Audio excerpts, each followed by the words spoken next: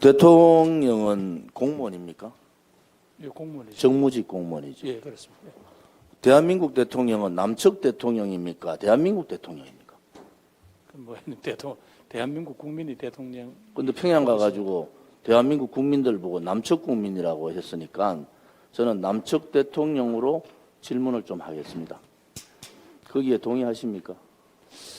왜냐면 뭐 대한민국 아니 미국 가가지고는 대한민국 대통령이라고 적고 평양 가가지고는 남측 국민이라고 적으면은 도대체 대한민국 국민들은 누구를 대통령이라고 합니까? 정무 공무원이니까 정무직 공무원이니까 제가 행안부 장관한테 여쭤보는 거예요.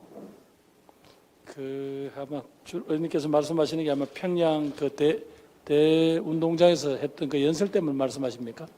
그러니까 남측 국민이 맞습니까? 대한민국 국민이 맞습니까?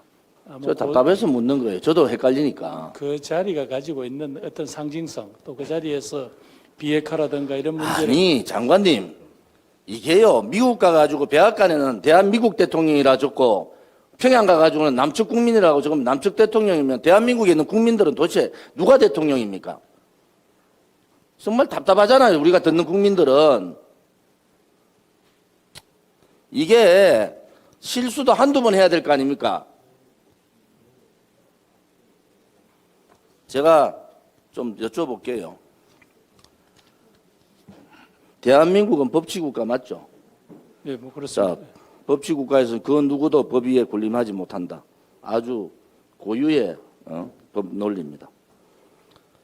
지금 헌법 제66조 2항 영토 명시된 대통령 영토 보존 의무, 또 헌법 제69조 명시된 헌법 보유의 의무를 파기한 뭐 이런 영토 국가 보유의 의무하고 영토 보존의 의무는 장관 잘 알고 계시죠? 예. 자, 그러면은 이번에 가서 군사협정 맺었는데 NLL 다 넘겨줬잖아요. 처음에 거짓말해가 40km 가다가 나중에 탄로나니까 50km, 85km가 다 넘겨줘서 여적지에 해당된다고. 여적지에 해당된다고 시민단체가 고발한 건 아세요? 이 쓰레기 같은 언론 방송들이 한 줄도 안 내주지만은 수많은 시민단체가 지금 그 행위는 여적지에 해당된다. 이렇게 고발한 건 아시냐고요. 형법 제93조 여적죄 조항을 좀 읽어드릴게요. 남측 대통령께서 어떤 행위를 했는지 참 들어보세요. 적국과 합세해서 대한민국에 항정하는 것은 형법 제93조 여적죄에 해당된다. 자, 대한민국의 적이 누굽니까? 대한민국의 존립을 위협하는 뭐 그런 세력들은 적이라고 할 수 있겠죠. 자, 북한은 대한민국의 뭐 주적은 빼고 적입니까? 아닙니까? 아직도 안보적인 측면에서는 적이라고 봐야죠. 자, 지금 헌법 개정하지 않고 한다면 북한은 적이죠.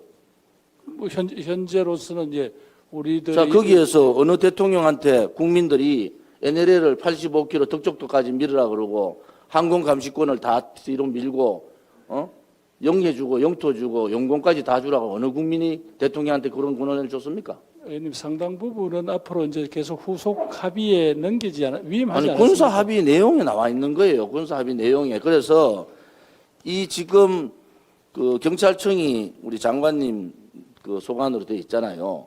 자, 여적죄 고발했는 데 대해서 조사하실 겁니까? 그 내용은 지금 제가 더 파악을 해야 답변을 드릴 수 있겠습니다.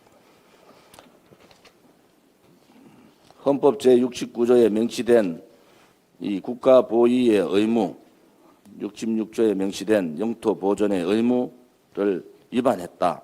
이것이 여적죄로 고발한 시민단체들의 입장입니다. 제84조, 헌법 제84조 재직 중의 대통령에게도 여적죄와 같은 외환의 죄는 형사소추의 대상이 된다. 이거 기록으로 좀 남기려고 제가 말씀드리는 겁니다. 절대로 장관님 대통령 뵈면은 그런 실수도 하지 마라 그러세요. 대한민국 대통령이고 대한민국 대통령이고 남측 국민이 아니고 대한민국 국민입니다.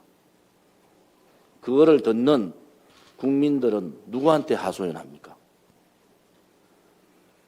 실수도 한두 번이잖아요.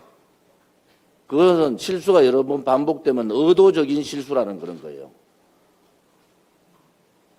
조선인민민주주의 공화국 북한 그 괴뢰 정권 앞에다가 남쪽 국민이 무슨 소리입니까? 남쪽 국민이라는 게.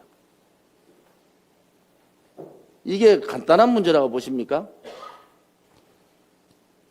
또 하나는 여당의 대표라는 사람이 국가보안법 문제를 평양 가서 얘기합니까? 김일성부터 김정일, 김정은 3대 세습 정권 70년 동안 제1 슬로건 주한미군 철수, 제2 슬로건 국가보안법 폐지. 국가보안법 폐지 문제를 들고 나왔을 때는 아무리 정부에서 정정선언 평화협정은 주한미군 철수하고 상관이 없습니다 하더라도 국민들이 그것을 믿습니까? 여당 대표라는 사람이 가가지고 국가보안법 문제를 평양 가서 얘기하는 상황에서. 자, 이 문제 장관님을 제가 많은 신뢰를 갖고 있는 분이기 때문에 던지는 겁니다. 하도 국민들이 속이 상해서 마음이 아파서 할 말은 좀 국회에서 해라. 아무도 안 하고 있으니까. 자, 3년간 비트코인 가상통화 제가 지금 경찰청 관리 좀 잘 해달라는 입장에서 말씀드릴게요. 이거 1121억 털렸습니다. 1121억 어디 갔다는 거 외국 언론 나온 거 아시죠? 자, 사이버 테러 방지법 해야 되지 않습니까? 대한민국의 가상통화가 1121억이 털려서 그 많은 돈들이 북한의 대북 제재안 상황에서 북한으로 흘러갔다는 것이 외국 언론들이 방송들이 나오는 거예요, 지금. 자, 이거 조사 전체 못하고 있잖아요. 그러면은 해킹 계속 해도 조사할 수 있는 시스템이 안 돼 있을 거예요. 경찰청에 이 얘기 보고 한번 받아보셨어요, 장관님께서? 사이버 공격에 대한 우리 외부에서 그게 뭐 어느 다른 나라를 제3국을 경유한 서버일지는 모르겠습니다만 하여튼 그런 여러 가지 공격이 계속되고 자, 있다는 16년에 있습니다. 자, 이 정권 들어와서 비교를 해도 16년 한 건에 3억입니다. 자, 이 정권 들어와서 17년 4건 405억, 18년 2건에 지금 아직 진행 중이에요. 713억입니다. 무엇을 의미하시는지 잘 모르겠습니까? 대북 제재 완화, 대북 제재 상황에서 대한민국의 가상통화 돈이 해킹을 당했는데 그 돈이 1121억이나 된다는 겁니다. 그런데 사이버 테러 방지법 반대했잖아요. 그 어떻게 사이버 테러 방지법 없으면은 이 가상 테러 이거 사이버 테러 한 거 아닙니까? 그다음에 개인 지갑 가상 통화 개인 지갑이 154건이 해킹당했습니다. 지금 대한민국을 눈 벌 뜨고 북한에서 마음대로 해킹에 왔다 갔다 하고 돈 빼돌리고 제3국 통해서 빼돌리고 외국 언론 방송에서 나오는데 대한민국 언론 방송에서 한마디도 안 실습니까? 그러면 주무장관이신 장관께서는 이 문제에 대해서 경찰청 제가 자료를 보고 하는 거예요. 경찰청에서 보고 한번 받아보셨어요? 이 문제 보고 한번 받아보셨습니까? 이게 국가 안위에 얼마나 중요한 문제입니까? 의원님 말씀하시는 대로 사이버 위기 혹은 사이버 침투에 대한 대응 매뉴얼은 있고요. 그 문제는 국정원이 상황을 지휘하게 되어 있습니다. 국정원이 뭘 지휘하십니까? 국정원 다 무력화시켜놨는데 국정원이 지금 대북 문제에 대해서 뭘 한다고 보십니까? 그러나 사이버에 관해서는 가장 처리하고 있잖아요. 끝났어요. 계세요. 시간 끝났어요. 계시라고요. 정리를 좀 해주세요. 예? 일방적으로. 자, 지금 이 문제에 대해서 한 번이라도 주무장관으로서 이 해킹 문제, 이 1121억 해킹당한 거 한 번이라도 보고받아 보셨습니까?